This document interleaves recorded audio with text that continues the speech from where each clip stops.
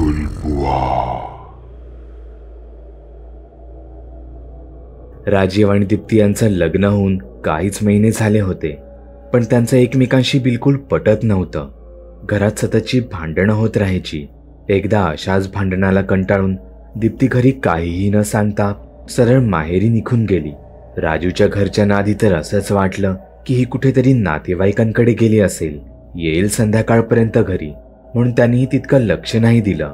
दुसरीकडे दीप्तीच्या माहेरचे दीप्तीच्या अचानक तिथे आल्याने काळजीत पडले होते.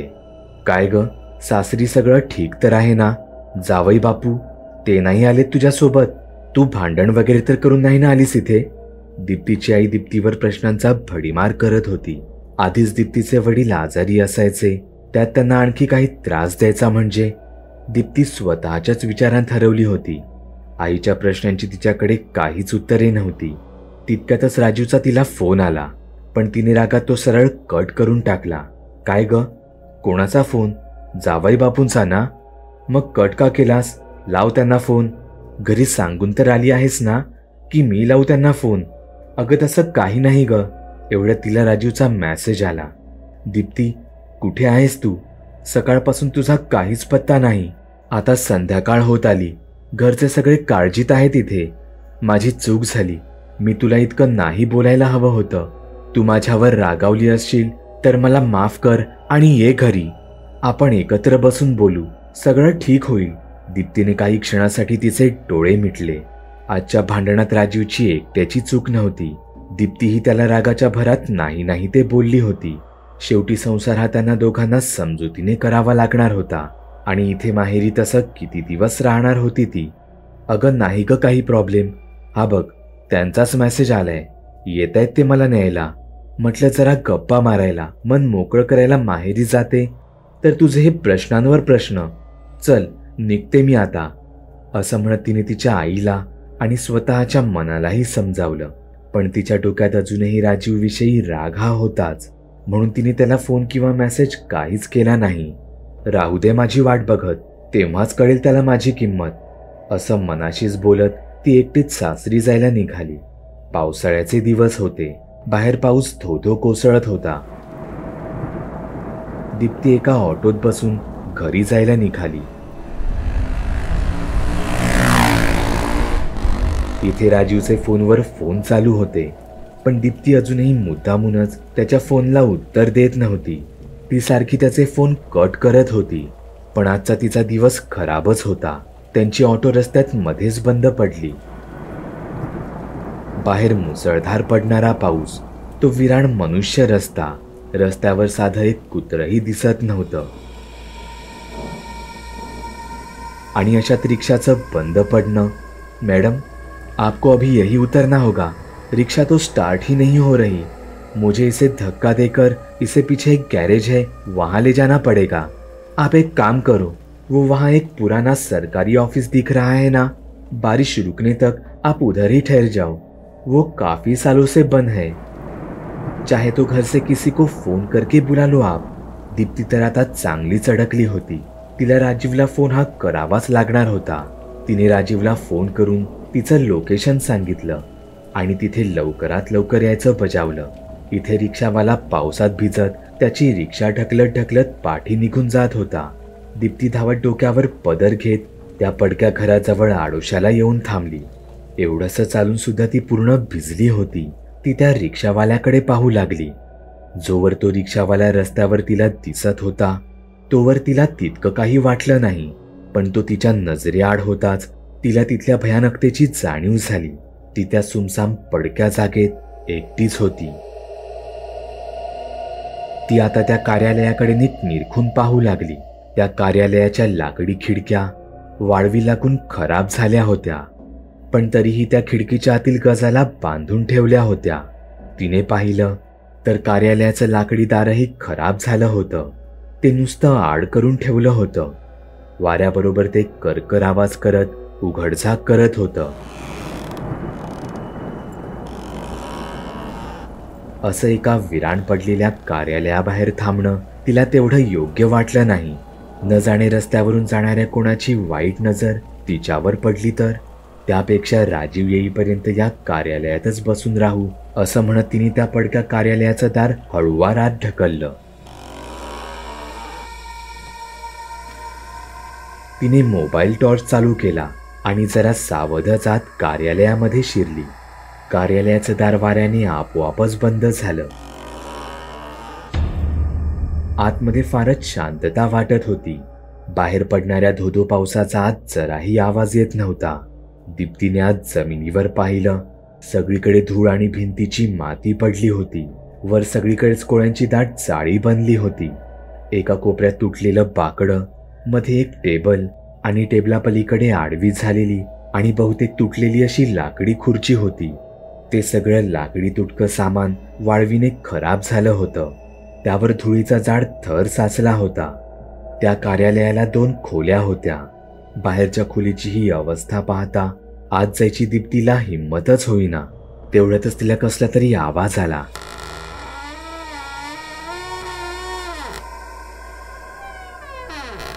आवाज हा आतल्या खोलीतून आला होता. तो एका लोखंडी दारासारखा आवाज वाटला. आत नक्कीच काहीतरी गूढ असं होतं. दीप्तीने मोबाईल टॉर्चच्या मदतीने आत वाकून पाहिलं. आत एक लोखंडी गंजलेलं कपाट होतं. पण त्या खोलीत अजूनही काहीतरी होतं ज्यावर दीप्तीची नजर खिळून बसली होती. तिथे मोठ्या आकारातील काही हाडं पडली होती. आकारावरून तरी ती कोणा मांजरा कुत्र्याची वाटत नव्हती, तर एखाद्या मनुष्यासारखी वाटत होती. एवढ्यात दीप्तीचं लक्ष कपाटातील अंधाऱ्या भागाकडे गेलं. तिथे अंधारात कोणीतरी नक्कीच होतं, जे मुद्दामून कपाटात आत लपून बसलं होतं. दीप्ती एक एक पावलं पाठी होऊ लागली. ती लांबूनच आत कपाटातील अंधाऱ्या भागाकडे पाहू लागली. इतक्यातच त्या अंधारात 2 डोळ्यांनी त्यांच्या पापण्या उघडल्या. दीप्तीच्या शरीरातून भीतीची एक लहरच निघाली. ती तिथून सरळ पळत सुटली. तिने दार उघडलं. तोच ती राजीववर जाऊन धडकली. राजीवला पाहून तिच्या जीवात जीव आला. तिने राजीवला कडकडून मिठी मारली. काय ग, काय झालं? इतकी घाबरलीस का? तशी दीप्ती भानावर आली. तिने स्वतःला राजीवपासून लांब केलं आणि ती त्या कार्यालयाकडे पाहू लागली. तिथे कोणी आहे का तिथे? दीप्तीने घाबरतच होकारार्थी मान हलवली. राजीवने दीप्तीच्या हातातील मोबाईल घेतला आणि तो 2 पावले आत गेला. तोच दीप्तीने त्याचा हात पकडला. आत नका जाऊ, तिथे कोणीतरी भयानक आहे. या भयानक प्रसंगी ते आपसातील वाद विसरून एकमेकांची काळजी घेत होते. राजीवने त्याचा हात दीप्तीच्या हातातून सोडवला आणि तो आत जाऊ लागला. आधी त्याने बाहेरच्या खोलीत पाहिलं आणि मग तो आतील खोलीत गेला. तिथे पडलेली हाडं तो त्याच्या पायानेच तपासत होता. त्याने पाठी दीप्तीकडे पाहिलं. तिने इशाऱ्यानेच त्या कपाटाकडे बोट केलं. राजीवने बाजूला पडलेला एक लाकडी दांडा त्याच्या उजव्या हातात नीट घट्ट पकडला. तो हळूहळू कपाटाकडे जाऊ लागला. त्याने कपाटाचं गंजलेलं दार आपल्या मोबाईल धरलेल्या हातानेच हलकसं बाजूला केलं. कपाटात तर कोणीच नव्हतं. अगं, इथे तर कोणीच नाही. बघ, असं कसं होऊ शकतं? दीप्तीने तर मगाशी तिथे 2 भयानक डोळे अगदी स्पष्ट पाहिले होते. तिला तर विश्वासच बसत नव्हता. पण या गूढ जागेवर जास्त काळ राहणं तिला योग्य वाटलं नाही. जाऊ द्या, आपण निघू इथून लवकर. राजीवनेही कपाटाकडे त्याची पाठ फिरवली. तसे कपाटातून 2 भयानक हात बाहेर आले. राजीवला त्याच्या पाठी काहीतरी वेगळंच जाणवलं. उघड्या शरीरावरून वाऱ्याची एक झुळूक चाटून जावी असा तो विचित्र अनुभव होता. बाहेर धोधो कोसळणारा पाऊस अचानकपणे थांबला गेला होता. जणू निसर्ग देखील हा प्रसंग मन रोखून पाहत असावा. पावसाने ओले झालेले केस सुकावेत यासाठी दीप्तीने तिचे केस मोकळे केले. रात्रीच्या वेळी असे मोकळे सोडलेले केस म्हणजे जणू शैतानी अमानवी शक्तीला आमंत्रणच देण्यासारखं होतं. दीप्तीला तिच्या पाठी, अगदी तिच्या मानेजवळ एक भयानक घरघर ऐकू आली. तसा तिच्या शरीरातून एक शहाराच निघाला. तिने झटकन पाठी वळून पाहिलं. पाठी तर राजीव उभा होता. तिने सुटकेचा निश्वास सोडला. ते दोघे एकदाचे घरी जायला निघाले. दीप्ती सगळं काही विसरून राजीव सोबत पुन्हा एकदा नव्याने आयुष्य जगायला तयार होती. तिच्या मनात त्याच्याविषयी आता कोणताच राग राहिला नव्हता. तिच्या एका फोन कॉलवर तो तिच्यासाठी धावत आला होता. दीप्तीच्या आयुष्याने आता एक वेगळं वळण घेतलं होतं. पण हे वळण तिच्या आयुष्यात आनंदाचा प्रकाश घेऊन येणार होतं की दुःखाचा अंधार, हे मात्र काळच ठरवणार होतं. दीप्ती राजीवशी वाटेत खूप गप्पा मारत होती, पण राजीव मात्र तिच्याशी मोजकच बोलत होता. अजूनही राग गेला नाही वाटतं तुमचा? नाही, तसं काही नाही. तो एवढा एकच शब्द बोलला आणि पुढे निघाला. दोघेही रात्री 11च्या सुमारास घरी आले. राजीव कोणाशी काहीही न बोलता सरळ आपल्या खोलीत निघून गेला. दीप्ती सासूशी बोलून तिथलं वातावरण जरा शांत करण्याचा प्रयत्न करत होती. काही वेळाने ती त्यांच्या खोलीत गेली. राजीव खिडकीतून बाहेर पाहत होता. दीप्तीने दाराला कडी घातली आणि भिजलेले कपडे बदलू लागली. राजीव एकटक दीप्तीकडे पाहू लागला. त्याच्या डोळ्यात सैतानी भूक दिसत होती. दीप्तीची नजर राजीवकडे वळताच तीही दचकली. असे काय पाहत आहात? राजीवने क्षणाचाही वेळ न लावता तिला आपल्या मिठीत घेतलं. तिला उचलून बेडवर टाकलं. राजीव फारच विचित्र वागत होता. त्याच्या प्रणयात प्रेम नाही, राक्षसी भूक दिसत होती. समोर अन्न दिसल्यावर जसं भुकेलं जनावर त्यावर तुटून पडतं, तसा राजीव तिच्या शरीरावर तुटून पडला होता. हा खेळ बऱ्याच उशिरापर्यंत चालू होता. रात्रीचे 2 वाजले होते. दीप्ती झोपली होती. राजीवने त्यांच्या गज नसलेल्या खिडकीतून बाहेर उडी टाकली. तो तिथून सरळ चालत राहिला आणि अंधारात कुठे गायब झाला. सकाळी उशिरा दीप्तीला जाग आली. राजीव बाजूला नव्हता. तिचं लक्ष दारावर गेलं. दाराला तर आतून कडी घातली होती. ती क्षणभर विचारात पडली. इथे राजीव घरी आला होता. तो बाहेर सोफ्यावरच झोपला होता. नेहमीप्रमाणे राजीवचे वडील घरात पूजा आरती करू लागले. ते देवघरात जाताना राजीवच्या बाजूनेच गेले होते, पण परत येते वेळी राजीव तिथेच काय, घरात कुठेच दिसत नव्हता. तो सकाळी नाश्ता करायलाच नाही तर दुपारी जेवायलाही परतला नव्हता. परस्पर ऑफिसला गेला असेल असं समजून कोणी काही बोलत नव्हतं. पण तो दुपारी 2 वाजता अचानक घरी आला. दीप्तीच्या हाताला पकडून तो तिला त्यांच्या खोलीत घेऊन गेला. दीप्तीला त्याच्या वागण्याची भीती वाटू लागली. तिला त्याच्याकडचं हे वेदनेने भरलेलं प्रेम मुळीच नको होतं. पण ती अजून काय करू शकत होती? कोणाला आणि काय सांगणार होती? हे 3 दिवस असंच चालू राहिलं. पण एके रात्री उशिरा अचानक तिला कसल्या तरी आवाजाने जाग आली. तिने पाहिलं तर राजीवने त्यांच्या खोलीच्या खिडकीतून सरळ खाली उडी मारली. दीप्ती हे पाहतच राहिली. तिचे भीतीने डोळे मोठे झाले होते. राजीव इतक्या रात्री कुठे गेला असेल? तोही असा खिडकीतून उडी मारून? ती दार उघडून धावतच खाली आली. आवाजाने राजीवच्या घरचेही जागे झाले. तिने राजीवच्या वडिलांना सोबत घेतलं आणि ती धावत राजीव ज्या दिशेने गेला होता त्या दिशेने गेली. दीप्ती तिच्या सासऱ्यांसोबत राजीवचा पाठलाग करत होती. पुढे जाऊन तिला अजून एक धक्का बसला. राजीव अंधारातून चालत चालत त्याच पडक्या कार्यालयात गेला होता. हा इतक्या रात्रीचा इथे काय करत असावा? पण दोघांनीही आज जायची घाई केली नाही. आतून प्रचंड कुजकात जनावर मेल्यासारखा वास येत होता आणि सोबतच भयानक अशा गुरगुरण्याचा आवाजही. राजीव स्वतःहून जोपर्यंत बाहेर येत नाही तोवर त्यांनी कार्यालयाबाहेर लपून बसायचं ठरवलं. पहाट व्हायच्या काही वेळ आधीच राजीव त्या कार्यालयातून बाहेर पडला. हीच योग्य वेळ होती. राजीव इतक्या रात्री आत नेमकं काय करत होता हे पाहण्याची. त्यांनी सावधच कार्यालयात प्रवेश केला. तसा प्रचंड तीव्र असा घाणेरडा वास त्यांच्या नाकात शिरला. त्यांनी आतल्या खोलीत जाऊन पाहिलं आणि त्यांचे हातपाय गारच पडले. दोघांचीही वाचच जणू गेली. समोर जमिनीवर राजीवचं कुजलेलं प्रेत पडलं होतं. ते अधिक खाल्लं गेलं होतं. राजीवचे वडील आपल्या सुनेला घेऊन त्या कार्यालयाबाहेर आले. जवळपास अधिक तास ते दोघे तिथेच बसून रडत राहिले. राजीव जर कधीच मरण पावला होता तर मग आता जो त्यांच्यासोबत होता तो कोण होता? दीप्तीच्या डोळ्यासमोरून एक एक प्रसंग अतिशय वेगात फिरू लागले. पावसातून अचानक रिक्षेचं या पडक्या ऑफिस समोर येऊन बंद पडणं, या कार्यालयातील आतील खोलीत असलेल्या कपाटात तिला कोणाचं तरी अस्तित्व जाणवणं, राजीवचं वागणं बोलणं त्याच रात्रीपासून बदलणं, हा केवळ एक योगायोग नव्हता. एका भयानक सैतानाने हे सगळं जाणीवपूर्वक घडवून आणलं होतं. त्याने त्याच रात्री राजीवचा जीव घेतला होता. राजीव दीप्तीसाठी त्या रात्री या कार्यालयात आला होता हे खरं जरी असलं तरी इथून बाहेर निघणारा हा राजीवच्या रूपातील एक सैतान होता. दीप्ती विचारात पडली होती. पोलिसांना बोलवावं की एका तांत्रिकाला? राजीवला न्याय द्यायचा असेल तर यात एखाद्या तांत्रिकाची मदत घेणं फार गरजेचं वाटत होतं.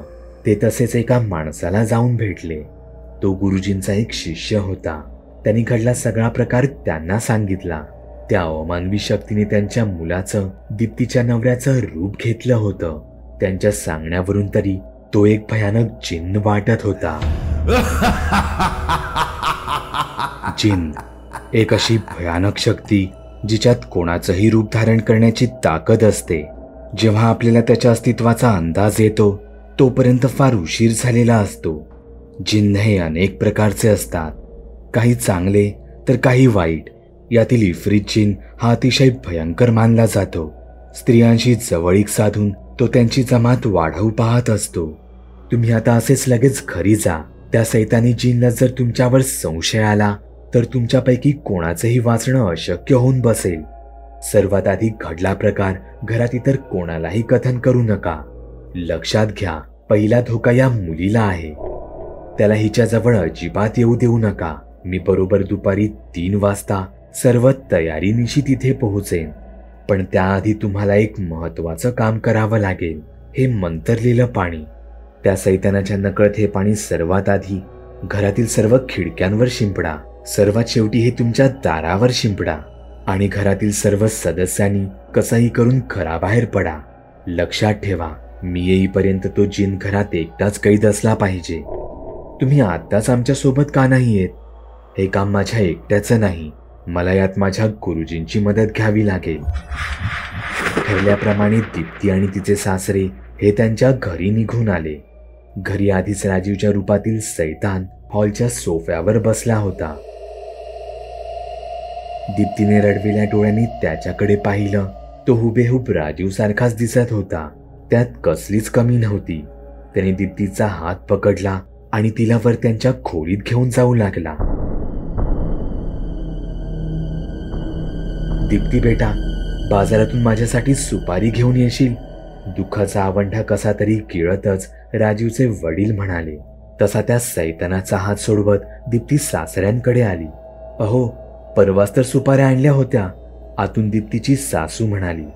अगं, त्या नाही सापडत आहेत, तू जा बघू, असं म्हणत त्यांनी आपल्या सुनेला जबरदस्तीने घराबाहेर पिटाळलं. तो सैतान रागात घरात येरझाऱ्या घालू लागला. शेवटी तो कंटाळून घराबाहेर जाऊ लागला. हा जर घराबाहेर गेला तर सगळंच कठीण होऊन बसेल. राजीव, तू कुठे निघालास? अरे, आज घरात मटणाचा बेत आहे. आता बाहेर गेलास तर तुलाच मिळणार नाही. चालेल तुला? त्या सैतानाचे पाय जागीच थांबले. तो पुन्हा घरात वळला. राजीवच्या वडिलांनी घरातील सर्व खिडक्यांवर पटापट ते पाणी शिंपडलं. उरलेलं पाणी दाराच्या उंबऱ्यावर टाकून ते त्यांच्या बायकोला घेऊन घराबाहेर आले. इतका वेळ दाबून धरलेल्या भावनांचा आता बांध फुटला होता. राजीवचे वडील अंगणात बसून ढसाढसा रडू लागले. अंगणात एका बाजूला लपून बसलेली दीप्तीही बाहेर आली. इथे त्या सैतानाला बाहेर नेमकं काय चाललंय याची काहीच कल्पना नव्हती. तो घराबाहेर त्याचं पाऊल टाकणार, तोच त्याचा पाय निखाऱ्यात पडावा तसा भाजून निघाला. अंगणात त्यांच्या शिष्यासोबतच गुरुजींनी त्यांचं पाऊल ठेवलं होतं. ते दोघे सरळ त्या घरात शिरले. गुरुजींच्या शिष्याने त्याचा मंत्रजाप सुरू केला. तसा त्या सैतानाला तो आवाज असह्य झाला. त्याने त्याच्या कानांवर त्याचे हात गच्च धरले आणि तो संपूर्ण घरात धावत सुटला. जमिनीवर, भिंतीवर, छतावर तो उलटा धावत होता. तो त्या घरातून पळून जायचा प्रयत्न करत होता, पण त्याला मार्ग काही सापडत नव्हता. त्याने स्वतःला धुरात बदलण्याचाही प्रयत्न केला, पण काहीच फरक पडत नव्हता. शेवटी ते मंत्र असह्य होऊन त्याने गुरुजींच्या शिष्याचा गळाच धरला. त्याने त्याला हवेत वर उचललं. हीच वेळ होती. गुरुजींनी त्यांच्या सोबत आणलेली एक तावीज त्या सैतानाच्या गळ्यात चढवली आणि त्यांनी त्यांची काठी एकदा जोरात जमिनीवर आदळली. तसा तो सैतान खाली कोसळला गेला. गुरुजी त्यांच्या दैवी शक्तीने जिन्न सारख्या शक्तीला रोखू शकत होते, पण या शक्तीला कायमचं बंधनात ठेवण्यासाठी गुरुजींना एका ताविजाची मदत घ्यावी लागणार होती. वेगवेगळ्या अमानवी शक्ती वेगवेगळ्या तोडग्यानेच बांधल्या जाऊ शकतात आणि गुरुजींनी तेच केलं होतं. त्या घरावरचं संकट आता टळलं होतं, पण या भयंकर वादळाने त्यांचं संपूर्ण जीवनच हादरवून सोडलं होतं. त्या शक्तीने त्यांना कधीही न भरणारी एक जखम दिली होती.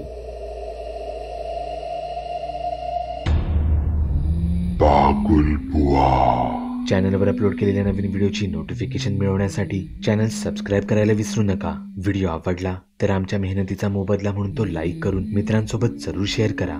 चॅनलवरचे इतर व्हिडिओ पाहण्यासाठी इथे क्लिक करा. तसेच चॅनलवरची प्लेलिस्टही चेक करा. दर दिवशी नवनवीन भूतांचे व्हिडिओ बनवून मी तुमचं मनोरंजन करत राहू याची खात्री बाळगा.